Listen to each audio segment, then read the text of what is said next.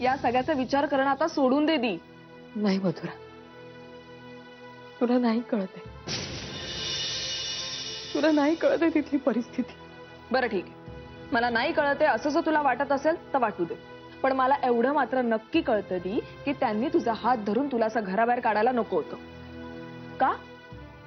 ते घर तुझंही आहे, तुझाही तेवढाच हक्क आहे त्या घरावर. हक्क मागून नाही मिळत बाळा. वहिनी, पण म्हणून हक्क नाकारणं, सगळं निमूटपणे ऐकून घेणं हेही बरोबर नाहीये ना. भाऊजी, तुम्हाला माहितीये ना तिकडे.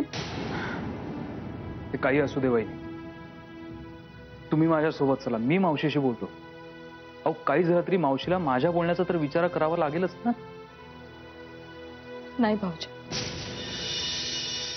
एक तर आधीच माझ्यामुळे तुमचा खूप अपमान झालाय त्या घरात. आता आणखी नको.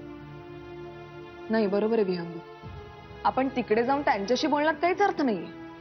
दी तू चल, आपण आत्ताच्या आत्ता पोलीस स्टेशनला जातोय. आपण पोलीस स्टेशनला? मधुरा, अगं काय बोलतेस तू, तुला कळतंय का? का? त्यांना कळू देत, त्यांना कळू देत की ते तुझा असा छळ नाही करू शकत. आपल्याच माणसांविरुद्ध कायद्याची ढाल वापरणं हा या एवढं दुर्दैवी दुसरं काहीच नाही मधुरा. मग काय, तू अशीच बसून राहणारस का शांत? आईंनी मला घराबाहेर काढलं याचं दुःख नाहीये मला. काय आहे ना की घरावर एवढं मोठं संकट कोसळलंय, त्यामुळे आईंची मनस्थिती अशी झाली होती. पण याही पेक्षा मला ते घर वाचणं जास्त महत्वाचं वाटतं.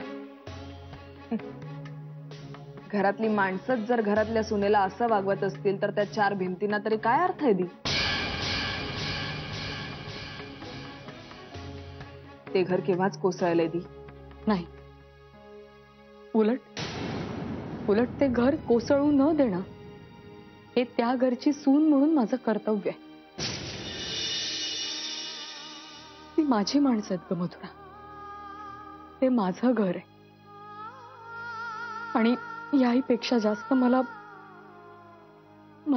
यांची खूप जास्त काळजी वाटते अगं. वहिनी, आपण आधी घरी जाऊया. नाही भाऊजी, नको. आता जोपर्यंत त्या घरावरचं संकट टळत नाही ना, तोपर्यंत तुम्ही माझी बाजू घेऊन कुणाशी वाद घालू नका प्लीज. मी हात जोडते तुमच्या पुढे.